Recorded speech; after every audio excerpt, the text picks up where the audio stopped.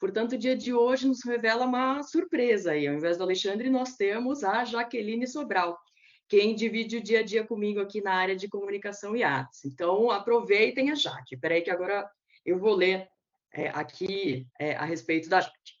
Bom, a Jaqueline Sobral, ela é doutora em Educação pela PUC-Rio, mestre em Comunicação e Práticas de Consumo pela ESPM de São Paulo, com MBA em Marketing pela FGV e pós-graduação em Relações Internacionais pela Universidade Cândido Mendes. É jornalista e professora nas áreas de oratória, inteligência emocional, liderança, comunicação e negociação. Foi repórter da Rádio CBN e da Rádio Globo, vocês vão ouvir, repórter de macroeconomia do Jornal do Brasil e do Jornal do Comércio, e trabalhou também na Globo News. Foi assessora de imprensa e gerente de comunicação corporativa da FGV, leciona há 9 anos no IBMR e hoje atua como assessora de comunicação e artes da vice-presidência de estratégia acadêmica da Ânima. Pergunta que eu faço. Jaque, você sabe se posicionar? Você vai explicar os princípios da comunicação não violenta para a gente hoje? Bem-vinda, Jaque. Obrigada, Dani. Gente, é muito, muito legal estar aqui com vocês de maneira inesperada, né? Porque eu e a Dani, a gente está nos bastidores organizando o Comunicarte, e aí o Alexandre não pôde estar com a gente. A Dani me perguntou, a gente tem um palestrante, plano B? Eu falei, tem, eu. Então, é muito bacana estar aqui com vocês. Deixa eu colocar aqui o slide. Espera aí. Me confirmem se vocês estão vendo. Dani, fala para mim se vocês estão conseguindo ver. Ok. Estamos sim, só não está no modo de apresentação. Ué, gente, mas vê se já foi no modo apresentação, porque para mim tá. Eu vejo sua tela do PPT, na verdade, não do modo de apresentação. Então, vamos lá. Deixa eu fazer de novo. Vou botar minha tela. Isso, agora foi. Foi. Então, vamos lá. Eu resolvi trazer para vocês a questão da comunicação não violenta, que para mim é muito mais um modo de vida, um estilo de vida, do que necessariamente uma ferramenta, né? Quando a gente fala de comunicação, e todo mundo aqui da área de comunicação vai entender o que eu estou dizendo, a comunicação ela é muito ampla, né? E eu dou aula sobre a comunicação corporativa, sobre a questão, por exemplo, do jornalismo, eu namoro com a publicidade, mas o meu interesse enquanto pesquisadora, enquanto pessoa, é a comunicação interpessoal. Eu acho que a gente tem aí um longo caminho pela frente para repensar a nossa própria forma de se comunicar, e eu realmente acredito que quando a gente muda a nossa comunicação, a gente muda o nosso mundo, e a gente consegue influenciar as pessoas de uma maneira mais legal. E eu começo aqui a nossa conversa, a palestra, falando sobre a questão da fala. Normalmente, quando a gente diz assim, fulano é um excelente comunicador, normalmente a gente está falando que a pessoa sabe falar. A sociedade ocidental corporativa, o século XXI, valoriza demais quem fala. Parece que a gente está numa competição eterna de quem fala primeiro, de quem fala mais, como se isso fosse sinônimo de comunicação, né? Quando eu dou curso de oratória, é muito comum a pessoa chegar e falar assim, já que eu preciso melhorar a minha comunicação porque eu sou uma pessoa tímida. A pessoa está falando da fala. Só que não necessariamente, quando a gente fala, a gente está se comunicando. E aí a primeira provocação que eu faço com vocês, né? Tem uma frase que diz, a fala é de prata, o silêncio é de ouro. E aí eu faço essa provocação. Desde cedo, a gente aprende a criticar, a julgar, a impor o que a gente quer para o outro. A gente acaba usando a comunicação para nos afastar dos outros, quando, na verdade, a gente deveria aprender a se comunicar para nos aproximar.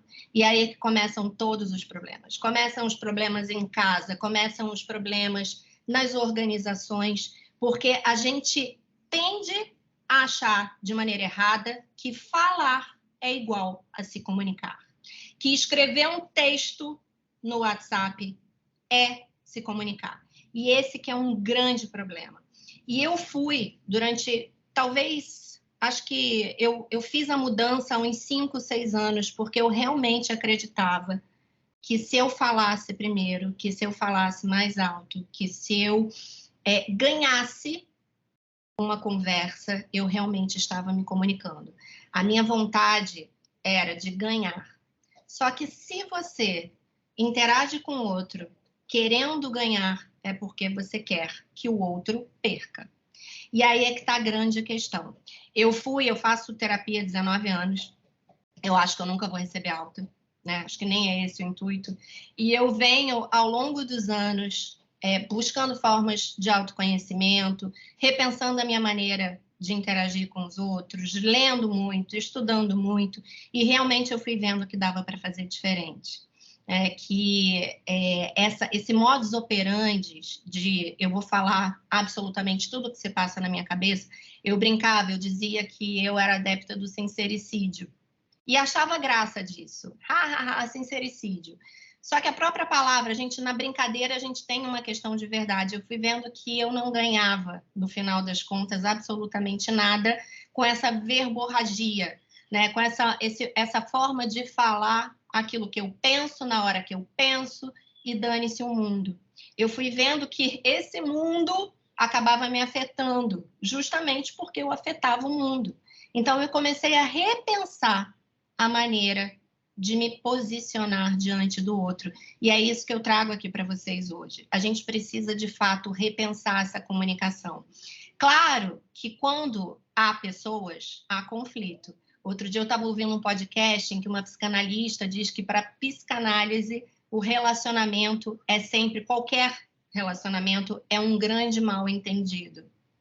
Por quê? Porque temos percepções diferentes, temos ideias diferentes, temos formas de interpretar o mundo completamente diferentes. Então, quando a gente está num grupo ou quando a gente está diante do outro, vai sempre existir um conflito.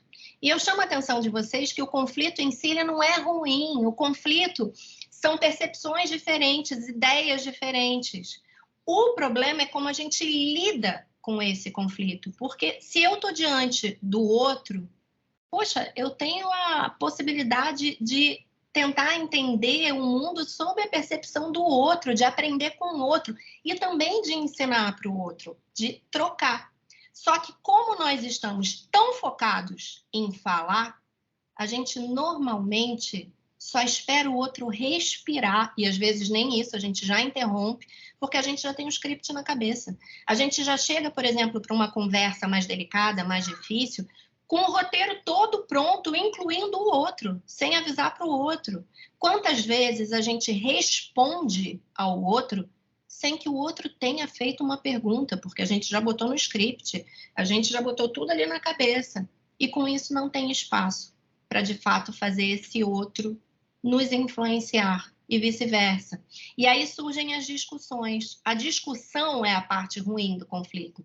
É quando você tem vontade de impor aquilo que você pensa, de fazer o outro fazer o que você quer, custe o que custar e vice-versa.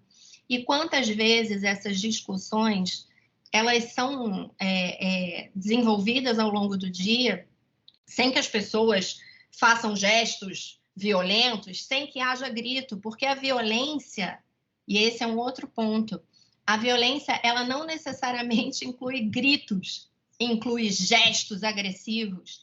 Às vezes está mesmo num discurso falado de uma maneira gentil, falado com um sorriso. E sempre esse embate é que é o grande problema, é justamente você querer ganhar e o outro também querer ganhar. E como é que eu comecei a mudar isso?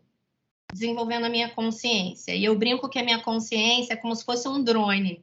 Então, eu estou diante de uma situação, né, que é mais delicada, alguém falou alguma coisa que eu não gostei, e quantas vezes a gente ouve aquilo que a gente não gosta, e quantas vezes a gente diz ao outro o que o outro também não gosta de ouvir.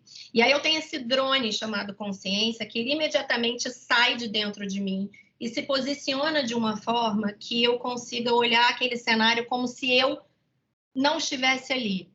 E essa consciência, eu digo a vocês que eu demorei muito para desenvolver. Não é de um dia para o outro, como eu disse. Foi com muita terapia. Eu fui fazer o caminho de Santiago, andei 485 quilômetros em 19 dias. Eu já fui para um retiro budista com uma amiga, né? Eu corri, já fiz meia maratona. Eu sempre busquei maneiras de tentar ficar comigo mesma, tentando entender aquilo que eu podia melhorar, tentando entender, né, que mundo é esse, como é que as pessoas se relacionam e qual era a minha responsabilidade diante dessas pessoas e diante desse mundo. Porque, de novo, o mundo que você vê é o seu mundo, é a sua percepção. O Rodrigo Nogueira falou um pouco sobre isso na palestra ontem. E a programação neurolinguística tem uma frase que eu gosto muito. Ela diz que a gente só tem acesso a mapas, nunca ao território em si. A gente não tem acesso à realidade. A gente tem acesso àquilo que a gente interpreta como realidade. A questão é que o outro também. Então, quando eu desenvolvo essa consciência, quando eu minimamente tento entender o que eu acho que é um ponto forte meu, o que eu acho que eu devo melhorar, o que não é muito legal, eu não consigo mudar, eu também consigo olhar com um pouco mais de gentileza para esse outro. Eu consigo minimamente fazer um exercício de entender por que aquele outro está agindo daquela maneira. E aí volta, o Rodrigo falou sobre isso na palestra ontem, né? Quando ele fala de entender a história do outro. E quando eu me coloco no mundo, o normal é a gente fazer isso aí que está no slide, né? A gente adotar essas frases. Exemplo, eu não sou promovido porque o meu chefe dá sempre mais atenção ao fulano. Eu fui grossa com o meu filho porque o meu filho desobedeceu, ou seja, ele mereceu. Eu faço tudo para ela, mas ela não me dá o valor que eu mereço. Eu estou cansada de ser tratada com desrespeito por você. Se a gente prestar atenção nessas falas, nesses pensamentos, o foco é o outro. Né? O fulano me tira do sério.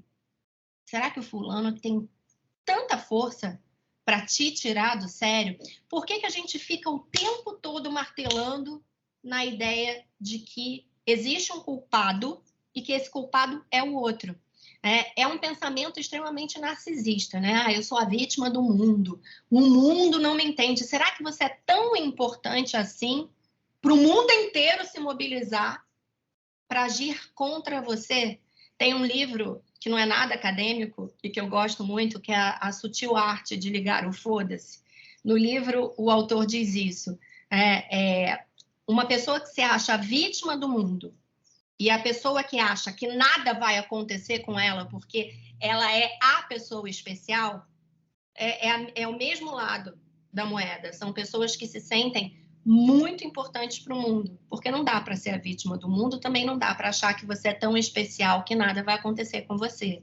Então, eu chamo a atenção de vocês que a comunicação, ela começa com um movimento, a comunicação consciente, a comunicação não violenta, a comunicação eficaz, a comunicação assertiva, ela começa com um movimento de dentro para fora e não um movimento de fora para dentro. Tira esse outro do protagonismo da sua vida, começa a olhar para você e aí entender qual é o seu papel.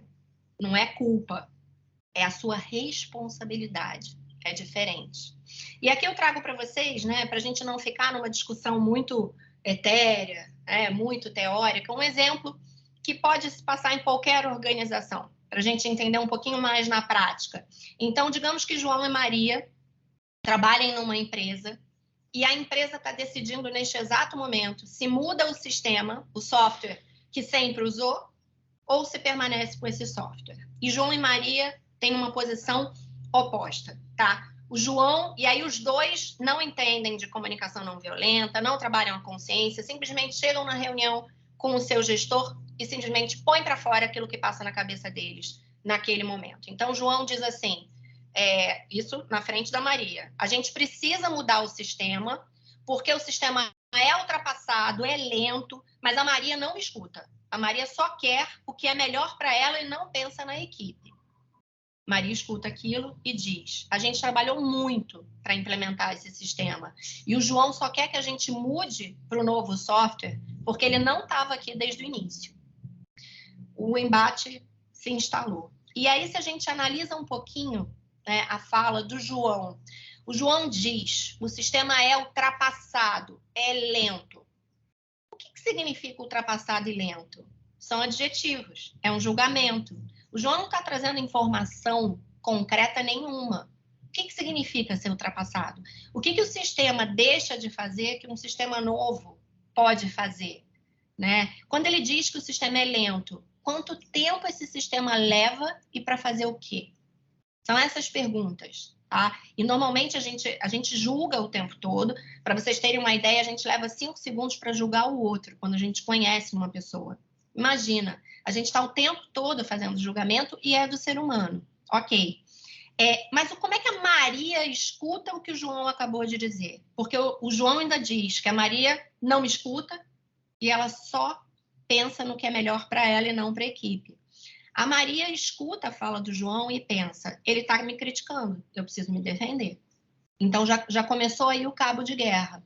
E João não trouxe nada de concreto na fala dele, na empresa, no nosso exemplo fictício. A Maria, por sua vez, quando ela diz assim: a gente trabalhou muito para implementar o sistema atual. Esse muito é um julgamento. O que é muito? Quanto tempo a equipe levou para implementar o sistema? Quantas pessoas estavam envolvidas? Se ela traz isso para a fala dela, a gente levou 5 anos, foi um trabalho de 20 pessoas, ela vai para o concreto, ela sai do julgamento. E, ao mesmo tempo, ela diz assim: o João só quer que a gente mude para o novo sistema porque ele não estava aqui desde o início. Mais julgamento. Como é que o João se sente? Estou sendo excluído. Ela está me chamando de egoísta. A Maria também acha que o João falou isso. Então, vejam, nesse momento, quando os dois resolvem dizer aquilo que eles estão pensando e sentindo da maneira que vem, você não consegue ter uma comunicação. Porque ambos os lados, eles só pensam em se defender. É do ser humano. A gente é atacado, a gente quer se defender. E aí, se a gente olha minimamente, fazendo esse exercício, o que o João sente e precisa, o que a Maria sente e precisa, já ficou claro para a gente que o João é novo, ou pelo menos mais novo que a Maria, na empresa.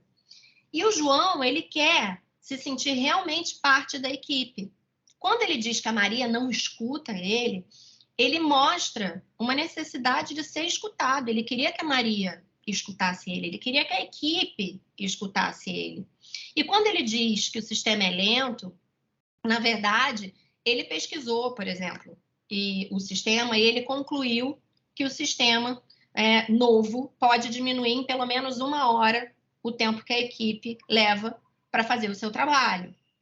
E ele acha que a Maria está apegada ao atual sistema, porque, afinal, ela tem uma relação afetiva com o sistema, ela estava lá no início, na implementação. E é por isso que a Maria não quer ver a mudança acontecer, porque ela está na zona de conforto. Isso é o que o João sente. Por outro lado, a Maria quer se sentir reconhecida, porque, sim, ela estava lá desde o início da implementação do sistema atual. E ela sabe o trabalho, o esforço que foi. Eles trabalharam 5 anos para implementar o sistema. Ela acha, sim, que o software atual demora mais que os outros, mas ela ainda acha que o atual sistema é melhor porque tem detalhes que os outros não têm. Afinal, já roda muito tempo na empresa. Em relação ao João, ela acha que o João não trabalhou tempo suficiente na empresa para chegar ditando regra, para identificar qual é o melhor sistema. Vejam que é o que está por trás dos dois. Beleza, será que o João, então, não deve dizer nada? Será que Maria também deve ficar calada? Não, não é sobre isso. A grande questão é como a gente se posiciona. Então, fazendo esse exercício, o João, por exemplo... Aqui, pronto. O João podia dizer: eu sei o quanto que vocês trabalharam para implementar o atual sistema e eu quero muito contribuir para a discussão. Só que a gente precisa de uma solução que faça com que a gente ganhe mais tempo por conta das tarefas que a gente tem para fazer. Fiz uma pesquisa E aí o João diz o dado concreto. Eu fiz uma pesquisa, identifiquei que o novo software diminuiria em pelo menos 1 hora o tempo que a gente leva. Vejam que aqui, nesse exemplo, o João não está criticando a Maria, ele está dizendo, na verdade, que ele quer contribuir. Ou seja, o subtexto é, por favor, me escutem. E ele está trazendo um dado concreto do sistema. Ele não está dizendo, o sistema é ultrapassado, é lento. Até porque, se você fala isso, a pessoa que participou do processo de implementação do tal do sistema pode se sentir afetada. Ah, mas eu não controlo o que o outro sente ou pensa. De fato, a gente não controla. Mas a gente pode trabalhar a nossa fala para diminuir a interpretação equivocada. Então, quando o João coloca o concreto na fala dele e quando ele diz eu quero muito contribuir para a discussão, ele não está apontando o dedo para Maria e para ninguém. Ele está fazendo a parte dele. Por outro lado, olha meu dedo está aqui ensandecido. A Maria pode dizer, a gente teve muitos avanços quando a gente implementou o sistema atual depois de 5 anos de trabalho. E a grande vantagem é essa, ele atende algumas especificidades nossas, ainda que talvez leve mais tempo que os outros sistemas para processar as informações. Ela pode continuar pensando que o João chegou há pouco tempo e já quer sentar na janela, mas ela não precisa dizer isso. A comunicação não violenta não é simplesmente não julgue. A gente julga o tempo todo. A grande questão é ter consciência que o que a gente julga, o nosso julgamento, não é a realidade. E que se a gente for simplesmente vomitar o julgamento, o outro vai ficar na defensiva e a gente não vai conseguir dialogar. É esse o ponto. No início parece ser muito difícil, mas com a prática, quando a gente começa a ativar a nossa consciência e entender o nosso papel no comportamento do outro conosco, a gente vai vendo que dá para fazer diferente. Né? E o grande ponto aqui, meu dedo hoje está ensandecido, é a gente entender também, porque quando a gente fala assim, comunicação não violenta, a primeira reação nossa é falar, ué, mas eu já faço comunicação não violenta, eu não sou agressiva com ninguém, eu não sou violenta com ninguém. Só que o que é comunicação violenta? Comunicação violenta é toda vez que eu tento impor ao outro o que eu penso, o que eu sinto. Quando eu jogo para o outro a responsabilidade em relação a uma necessidade minha, a um desejo, a um sentimento meu. Então, eu posso falar com um tom mais tranquilo, mas se eu já tento impor ao outro, eu estou agindo com violência. Por isso, comunicação não violenta. E a gente vai chegar nos princípios dela. E o outro ponto é o seguinte, há um entendimento errado de que praticar a comunicação não violenta é ser bonzinho, gentil, de fazer somente o que os outros querem. Ah, que mundo lindo! Não, não é isso. A gente precisa, sim, impor limite aos outros. A gente tem que deixar claramente qual é o nosso limite, mas de uma maneira educada, de uma maneira respeitosa. Dá para fazer isso. Dá para fazer isso pensando em como fazer isso. Esse é o ponto. Porque a gente precisa, e esse é um ponto muito, muito interessante para a gente pensar, o não, ele é necessário. Só que eu tenho várias maneiras de dizer o não. Se eu digo não seco, ele vai ser interpretado de uma maneira. Se eu digo um não e eu explico o porquê, ele vai ser interpretado de uma outra forma.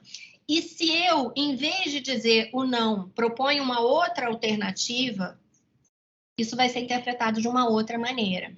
E esse é um convite que eu faço para vocês, porque voltando, né, à minha experiência pessoal, eu era uma pessoa muito reativa. Né? Por exemplo, quando eu comecei a dar aula presencial, porque eu sou professora, eu comecei a minha carreira no EAD em 2009, né, num movimento contrário da maioria dos meus colegas que na pandemia se viram tendo que administrar esse ambiente virtual. Eu comecei em 2009 no EAD, mas eu só trouxe a docência para a minha vida como uma profissão em 2014. E eu era muito reativa por uma questão de insegurança. Então, na sala de aula, quando um aluno batia de frente, né? Quando um aluno falava algo para mim que eu achava grosseiro, que me colocava numa situação de vulnerabilidade, eu rebatia. Eu ia no ganha-perde, né? Por uma questão de insegurança. Quando eu comecei a perceber...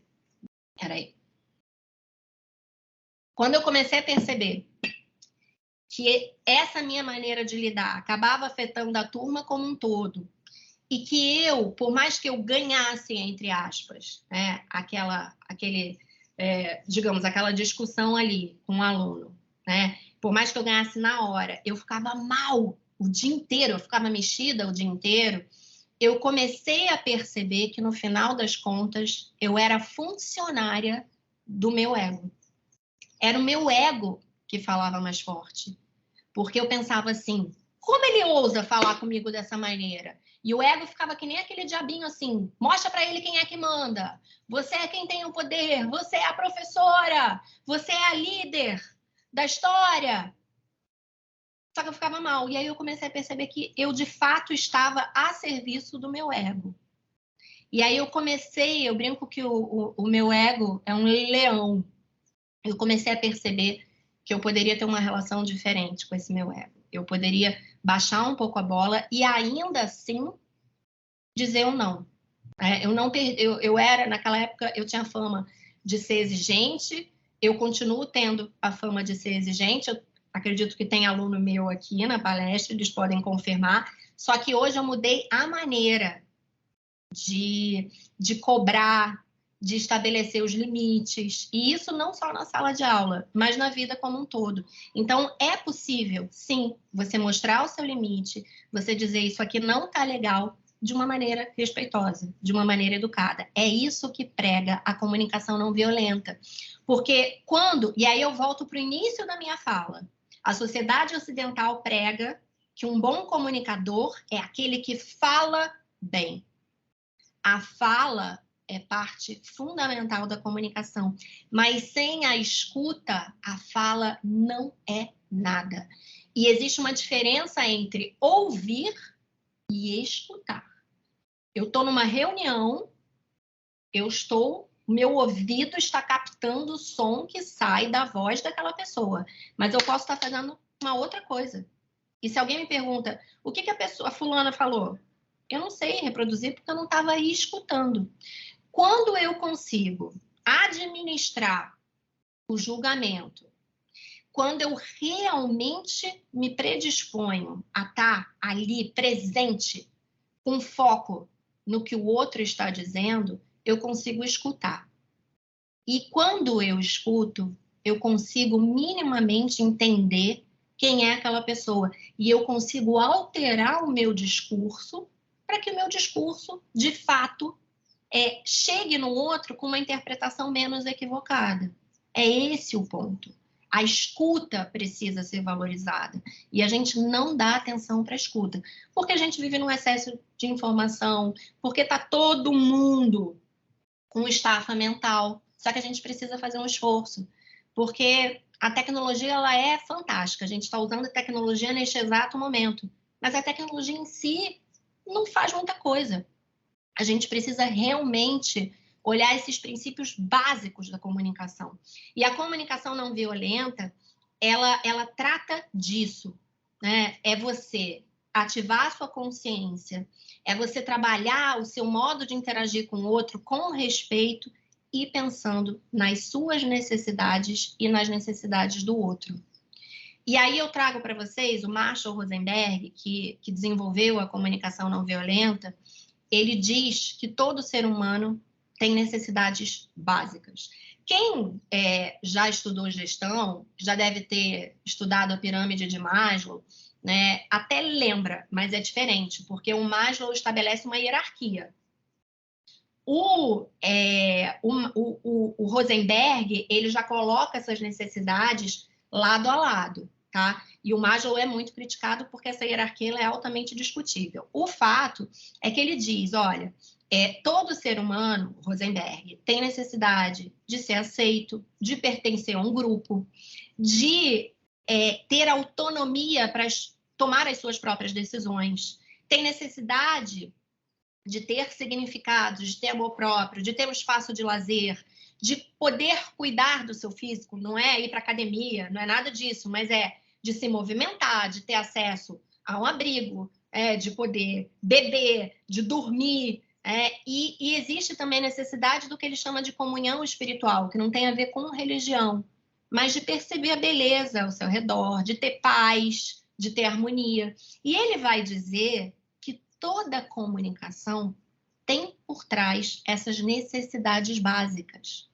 E essa frase, para mim, do Rosenberg, ela é fundamental. Ele diz que toda violência é a manifestação trágica de uma necessidade não atendida. Ou seja, quando eu estou diante de uma pessoa que está alterada, que está me ofendendo, que está me criticando, isso fala mais da pessoa e não de mim.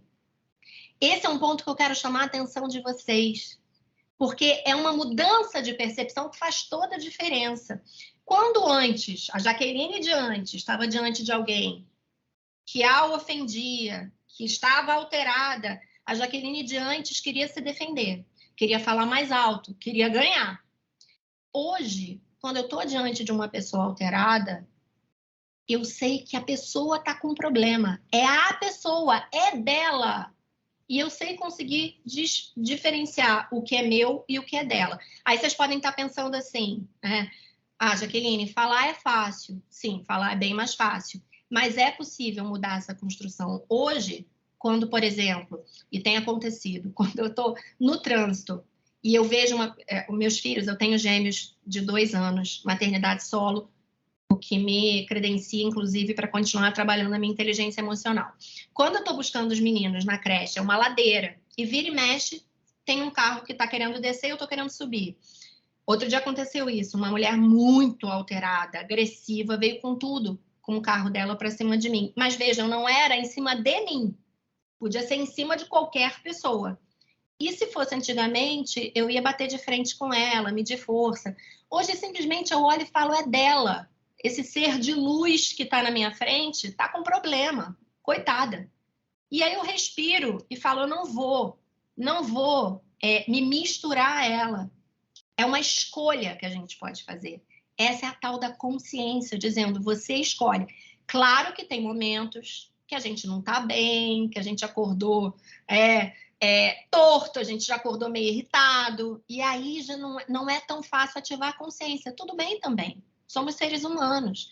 Mas essa percepção de que a agressividade do outro é do outro e que somos nós que escolhemos se vamos nos misturar, isso é libertador. Porque hoje, quando eu consigo não me misturar, eu fico feliz. Eu falo, gente, que bom, porque antigamente eu iria me misturar e ia passar o dia todo chateada. Esse é o ponto. Então, vejam, existe um discurso, é a fala do outro, que por trás da fala existe uma necessidade que também está ligada a um sentimento. Está tudo junto.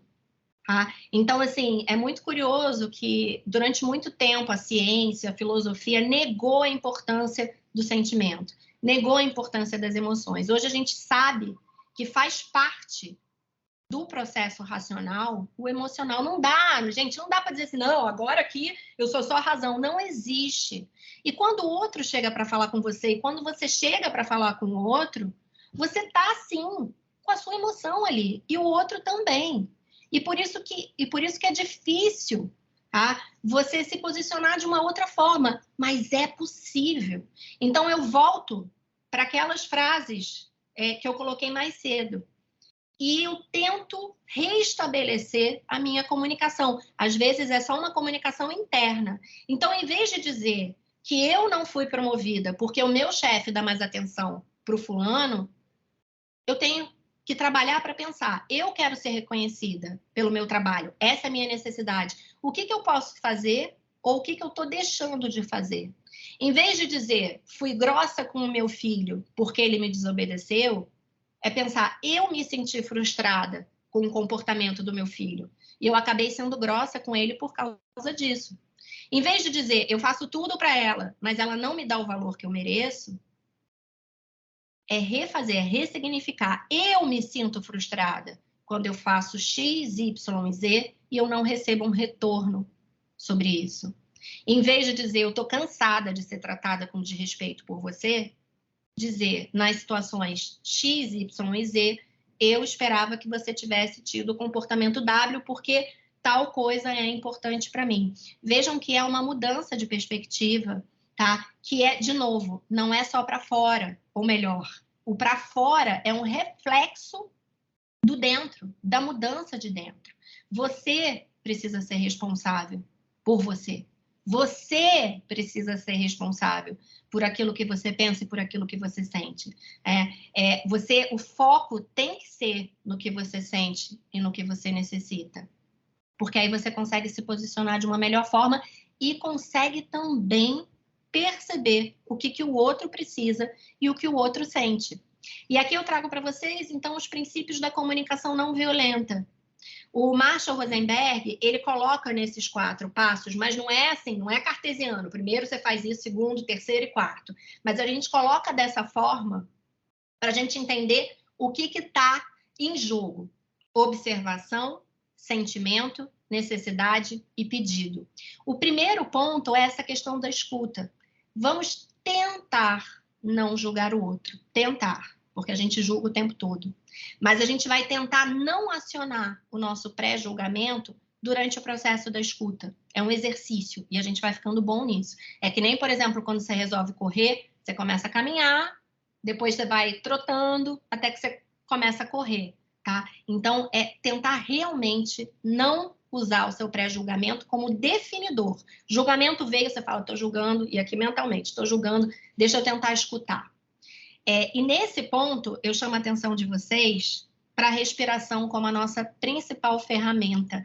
A gente usa muito pouco o potencial da respiração. É só vocês perceberem, quando a gente está irritado, quando a gente está ansioso, com medo, o batimento cardíaco acelera, a respiração fica mais ofegante. Como é que eu faço para desconstruir esse processo?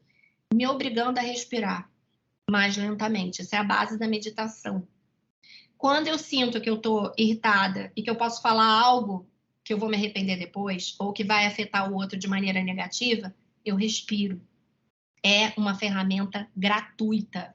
E eu trago para vocês essa analogia que eu aprendi num curso que eu fiz de respiração, que era preparatório para meditação.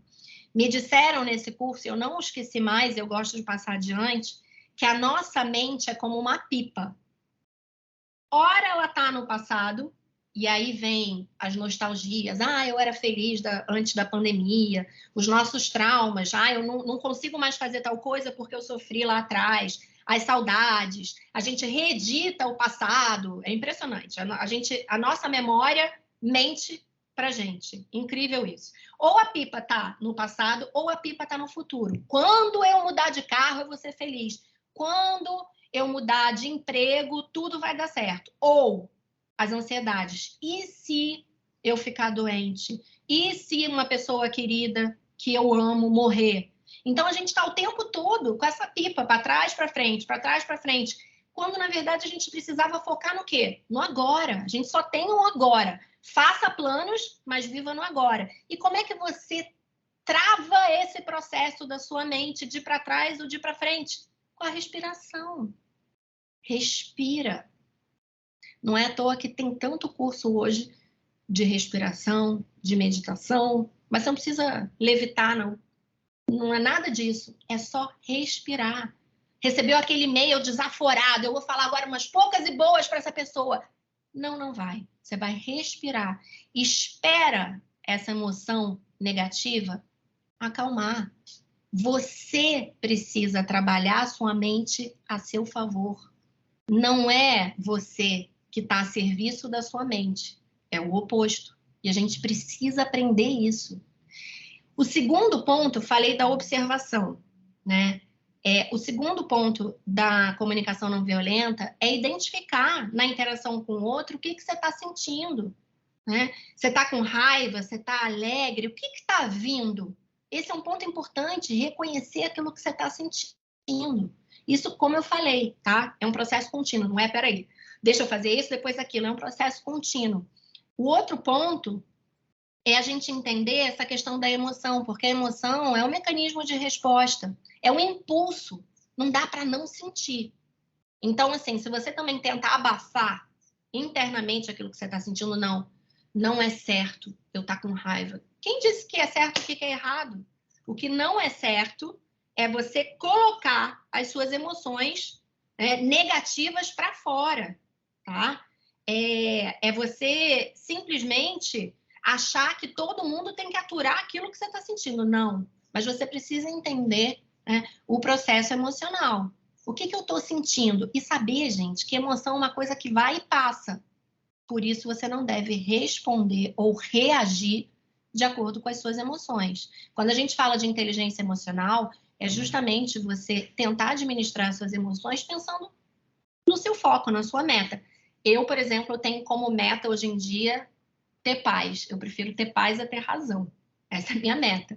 Por isso que muitas vezes eu fico quieta. Se eu não tenho nada de positivo ou de construtivo para dizer, eu fico muda só trabalhando a minha escuta. O terceiro ponto da comunicação não violenta é você está ali tentando não usar o seu pré-julgamento, você está reconhecendo as suas emoções. O passo seguinte, mas é junto, como eu disse, é tentar encontrar qual é a necessidade que você tem. Tá? Será que eu estou sendo atendida na minha necessidade? Será que eu não estou sendo atendida? A metodologia de negociação não vai usar a palavra necessidade, vai usar a palavra interesse. Né? Em negociação se diz que você precisa olhar por trás ou por dentro das posições. Aqui a gente diz, na comunicação não violenta, né, o que está por trás do que eu estou sentindo? Né? Qual é a minha necessidade? Porque esse é um processo importante para quê? Para a gente conseguir o quarto passo, que é o momento da gente se posicionar. E muitas vezes, como eu coloquei aí no slide, às vezes a gente parte da premissa que o outro sabe exatamente o que a gente precisa. Você disse para o outro o que você precisa. Se você não disse, como é que você pode achar que o outro sabe o que você quer? Você precisa dizer. E, de novo, o como dizer que é o pulo do gato, que vai ser crucial para o outro realmente te escutar ou para o outro te contra-atacar ou, no mínimo, se defender. Então, aqui um exemplo, tá? Em vez de eu dizer para a pessoa assim, cara, você não presta atenção em ninguém, você só fica no celular. Se eu digo isso, você não presta atenção em ninguém, você só fica no celular. Vejam que eu coloquei no outro, eu estou criticando o outro. Agora, se eu digo para o outro, olha, durante a nossa conversa de ontem, você checou o seu celular algumas vezes enquanto eu falava. Essa é uma observação. Eu não estou dizendo você é indelicado, você é egoísta, não falei nada disso. Você checou o seu celular algumas vezes ontem durante a nossa conversa. É uma observação. Isso me deixou frustrada. Olha aí o sentimento. Porque a gente estava falando de um projeto que é realmente importante para mim. Aí está a necessidade. Será que a gente pode repassar alguns pontos do que a gente conversou ontem e dessa vez deixar o nosso celular desligado? Tá aí o meu pedido. Tá aí a minha maneira de me posicionar e vejam que eu não critiquei o outro. É fácil? Não, é difícil. A gente quer jogar aquilo que está ruim. Eu posso mentalmente estar falando, ele é um egoísta, ele não me valoriza. Mas se eu disser isso, ele vai continuar não me valorizando na minha percepção. Mas ele não vai, de fato, me escutar. É esse o ponto. Então, é entender que a gente afeta o outro e vice-versa. Tá? Quanto mais concreta eu for, quanto mais o meu pedido focar em fatos, mais chances eu vou ter do outro realmente me escutar. É esse o ponto. É tentar tirar a parte do julgamento da minha fala, ainda que aqui dentro eu esteja com os meus monstros julgadores o tempo todo. E a escuta, ela é fundamental. Eu preciso tirar a gente não consegue, né? Minimamente afastar aquilo que a gente acha correto para realmente escutar o outro. E esse é um ponto, tá? A gente não é educado para isso. Para aprender a se comunicar, a gente precisa ir além de dominar técnicas de oratória. A gente precisa administrar as nossas emoções. E eu termino com essa frase: trabalhe a sua própria mudança, em vez de esperar que os outros mudem, porque você já está estabelecendo um ponto de partida. É você que pode mudar. Então, comece a fazer agora. Comece a ativar a sua consciência. Descubra o drone dentro de você. Com isso, eu paro de falar. Parei minha apresentação. A Dani já me mandou algumas coisas aqui. Oi, Jaque. Oi. Vou até abrir um pouquinho a câmera aqui e já vou pedir desculpa para o pessoal, porque eu enviei as questões que surgiram em comentários aqui no chat, já fiz a curadoria aqui, mas agora eu vou lá para outra palestra para recepcionar as outras pessoas de lá. Então, eu peço desculpas que eu saio com antecedência, mas vocês estão em boas mãos, como vocês bem sabem. Então, fica com você aí, Jaque. Até mais. Boa, Dani, obrigada. Vamos lá. A Dani me mandou aqui, Michele Garcia perguntou como isso se relaciona com a responsabilidade afetiva. Michele, você pode até escrever aí para mim e explicar um pouquinho sobre a responsabilidade afetiva. Eu não sei exatamente se eu entendo o que esse conceito traz, né? Mas só de pensar aqui, responsabilidade afetiva, existe essa grande discussão que é o seguinte: a gente tem que realmente substituir a palavra culpa pela palavra responsabilidade, né? Eu escutei uma vez até um guru indiano dizer isso. Por exemplo, o contrário do amor não é o ódio como a gente imagina. O contrário do amor é a indiferença. E não existe o contrário de culpa, né? Então, assim, a culpa não serve para nada. Quando eu assumo a minha responsabilidade sobre aquilo que eu digo, sobre aquilo que eu penso, eu consigo minimamente me posicionar melhor. Ainda que, por exemplo, eu possa tratar minha comunicação não violenta, falar da melhor forma possível e o outro vir com 15 pedras na mão, né? Então, é uma questão da gente entender a nossa responsabilidade, sabendo que o outro, né, ele vai fazer aquilo que ele acha que deve ser feito, mas pelo menos a gente tenta influenciar de maneira positiva. Deixa eu só ver, Isabelle aqui, fiquei com dúvida em uma coisa quando você citou um exemplo, as letras O de observação, S de sentimento, N de necessidade, como a Fernanda escreveu, e P de pedido, tá? Aqui, a Dani me mandou, né? Só não aparece aqui quem foi a pessoa que escreveu, mas a pessoa escreveu: 1 hora para executar cada tarefa não vale a pena se não perde os clientes, é um improdutivo para a empresa, conforme 8 horas de trabalho por dia, não sei em que contexto. É essa pessoa que escreveu. Estou lendo Escute Teu Silêncio, da jornalista Petra Chaves. Acho que é uma obra que traz muitas questões que dialogam com a sua fala, Jaqueline. Obrigada, minha xará, Jaqueline. Esse livro eu ainda não li, mas fica aí a dica, eu vou anotar aqui para poder ler, porque eu acho a Petra, o trabalho dela muito bacana e acho que vale a pena, né? O André leu também o livro que eu falei, A Sutil Arte de Ligar o Foda-se, e citou o outro aqui, são muito bons. Boa. A Ohana escreveu: meu sonho é chegar nesse nível, um dia eu chego lá. Sobre essas questões, Ohana, da gente tentar administrar as nossas emoções e tentar se posicionar. É um processo contínuo, tá? Então, assim, não é de um dia para o outro. E, às vezes, a gente simplesmente tropeça também e tá valendo. Giovana escreveu, Giovana estava ontem aqui. Mas essa administração da comunicação não acabaria indiretamente nos obrigando a reprimir nossas emoções, Porque a comunicação também é uma forma de expressão. Perfeita a sua pergunta, Giovana. Não é reprimir a sua emoção. É simplesmente você saber que, por exemplo, você está irritada, tá? É genuíno você mostrar a sua irritação. Só não é genuíno, por exemplo, você sair berrando com o outro. Ainda que muitas vezes você vai acabar berrando. Vou dar um exemplo para vocês da minha relação com os gêmeos, com os meus filhos.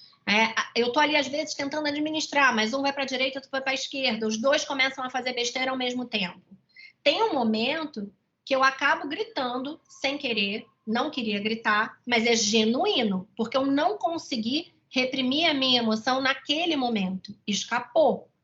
Mas eu fico me policiando no sentido de não gritar toda vez que eu tenho vontade de gritar, porque senão eu vou ser uma pessoa insuportável, porque eu vou ensinar os meus filhos que é na base da gritaria que as coisas acontecem. É nesse sentido, Giovana, é você minimamente tentar fazer essa gestão das emoções. Vai ter momentos que você não vai conseguir dizer, eu não quero ser indelicada, porque você já foi, já escapou, o impulso já veio. Mas é você minimamente tentar fazer essa administração. E às vezes a gente vai chutar o balde mesmo, mas desde que a gente tenha o mínimo de consciência que a gente está chutando o balde porque a gente quer. É esse o ponto, tá? E o Aelo está aí, meu grande colega de vida. O Aelo, professor aqui, Aelo, quando eu entrei na CBN como estagiária, o Aelo já tinha 30 anos de casa. Brincadeirinha. Aqui o Rodrigo escreveu, que era o palestrante de ontem, mas eu acho que é justamente esse treinamento que ela comentou. Não muda do dia para a noite, mas se a gente observa as emoções, a gente não precisa reprimi-las, mas a gente não deixa ela tomar conta da gente. É exatamente esse o ponto, Rodrigo. Ela existe, mas a gente não explode. Sim. O Guto disse, Jaque, me senti representada na tua fala. Quando grito com meu filho, a culpa na certa. Imagina você com gêmeos. Guto, a minha psicóloga já disse que é para eu administrar essa culpa, porque como sou eu sozinha, com 2 minions, invariavelmente eu vou ter que, às vezes, dar um grito para eles me escutarem, né? Mas não é legal. Concordo. Eu estou tentando administrar. O Ronaldo, as redes sociais não têm um papel importante nesta questão da comunicação violenta? Sim, Ronaldo. A rede social se transformou nesse lugar que, em tese, a alteridade, né, o lidar com o outro, seria muito interessante para a gente ter acesso a diferentes culturas, diferentes visões. O problema é que todo mundo quer ficar na sua bolha e o algoritmo ajuda nisso, né? Eu só reconheço o outro se esse outro pensar da maneira que eu penso. Se esse outro não pensa como eu penso, logo esse outro precisa ser cancelado. Se esse outro se mostra um ser humano que tem deslizes, logo a gente cancela esse outro ser humano. Eu concordo plenamente com você. E aí depende também das redes sociais, né, Ronaldo? O Twitter, por exemplo, virou esse grande lugar de agressividade. É difícil, é um processo difícil, e eu concordo com você. Fica tranquilo que logo você saberá como lidar com os dois. Obrigada. Virgínia, obrigada, Jaque. Foi uma fala inspiradora. Sim, Virgínia, a gente tem que seguir um trabalho contínuo. E lá na agência, disse o Guto, tivemos uma crise com o cliente gritando em uma reunião online. Eu estava nessa sala. Nossa PMO é especialista em comunicação não violenta como você e conseguiu segurar a crise. Como? Dizendo que apesar de o comportamento dela não ser correto, que ela podia resetar e tentar comunicar porque havia sentido impulso de gritar. Sim, Guto, esse é um ponto que tem a ver também com o que a Giovana escreveu aí. A gente tem explosões de emoção. Às vezes a gente não consegue realmente fazer diferente, porque naquele momento variáveis estão ali e a gente não consegue. Quando, por exemplo, você tem aí no caso do esse caso do cliente, você, empresa e o cliente, por exemplo, eu já passei por isso, do cliente gritar no telefone. Esse é um exemplo bem prático. Você está com uma pessoa e a pessoa está gritando com você. Você tem algumas etapas, eu já passei por isso. Eu já esperei a pessoa parar de gritar e eu criei essa expressão, solta o balão, porque eu sou muito visual. Quando eu estou diante de uma pessoa que está alterada, eu imagino a pessoa se transformando num balão, literalmente num balão e subindo. Se o balão está subindo, eu não consigo agarrar o balão. Então, o que, que eu faço? Eu espero o balão subir no teto, bater no teto. Eu fico quieto olhando para a cara da pessoa. Porque quando o balão bate no teto, ele só tem um caminho, descer, que é justamente quando a pessoa não ganha ressonância, né? Porque quando alguém grita, normalmente a pessoa quer que o outro grite mais alto para aí você entrar nessa disputa. Eu grito, você grita. Quando você não grita, a pessoa, o balão vai ali murchando, ele vai descendo. Chega uma hora, em tese, de novo, porque não é receita de bolo, a pessoa tende a se acalmar. E aí você consegue conversar com a pessoa. De novo, analogia da criança. A criança está fazendo birra. Não adianta você, com a sua razão de adulto, mostrar que não é isso, ou que você fez aquilo. Você tem que esperar passar, né? E esse é difícil, porque às vezes o ego vai falar antes, né? O Gabriel escreveu: sou autista e sou um cara ansioso. Como posso me comunicar melhor com os outros? Gabriel, eu não consigo ter conhecimento específico para te ajudar. Eu seria leviana aqui de discorrer sobre essa questão, né? Eu conheço muito pouco do autismo. Tá? A única coisa que eu posso te falar, como eu falei aqui, da questão da respiração. Você tentar usar a sua respiração como ferramenta, sabe? Contar, eu comecei a trabalhar com a respiração, contando a respiração mesmo. 1, 2, tá? Não sei se eu te ajudei, mas é porque realmente eu não me sinto confortável para falar especificamente sobre essa questão do autismo. Fernanda, como conversar com o outro quando você se frustra, não só pelo que ele fez, mas também porque achava que ele também deveria dar importância para aquilo também? Num relacionamento a 2, por exemplo. Vamos lá. Não só pelo que ele fez, mas também porque achava que ele também deveria dar importância para aquilo também. Fernanda, o primeiro passo espera você tá com as emoções menos à flor da pele para poder conversar com a pessoa. Esse é o primeiro passo. Segundo, é você falar das suas necessidades. Antes de você dizer porque eu fiquei frustrada pelo que você fez, mas porque eu achava também que você deveria fazer tal coisa, é falar de você. E dizer aquilo que você esperava dentro do contexto do que era importante para você. Me senti agora, gente, num podcast. Vamos falar sobre relacionamento. Daniele, ter responsabilidade afetiva é assumir o próprio papel dentro de uma relação. Não se trata de corresponder às expectativas do outro, mas sim sobre ter empatia e ser sincera dentro das relações, sabendo que isso gera impacto na outra pessoa. Perfeito, Daniele, complemento. É você saber também que o outro pode não fazer aquilo que você quer, mesmo que você tenha explicado da melhor maneira. E aí a gente vai ter que desapegar, tá? Enfim. Gente, eu amei as participações. São 10 horas da manhã, no horário de Brasília. Eu, como uma profissional eternamente do rádio, fico olhando para o relógio. Eu quero agradecer muito a presença de vocês. Espero que eu tenha trazido alguns insights, tá? Obrigada, Simone. E a gente tem agora a próxima palestra, que é a palestra com a Bianca, do iFood, sobre o papel da comunicação nos futuros, no plural. A gente já se vê. Alguém botou aqui, acho que a Dani botou a presença, mas eu coloco aqui, peraí. Antes da gente ir embora, eu coloco aqui a lista de presença. A lista de presença, gente. Atenção, a lista de presença. Mais uma vez aqui. Obrigada, Ana. Que bom que voou o tempo. Esse é um bom sinal, viu? Saudade da sua aula. Sol, um beijo para você, gente. Até a próxima palestra, viu? Obrigada. Tomás, é você, Tomás. Beijo, gente. Tchau, tchau para vocês.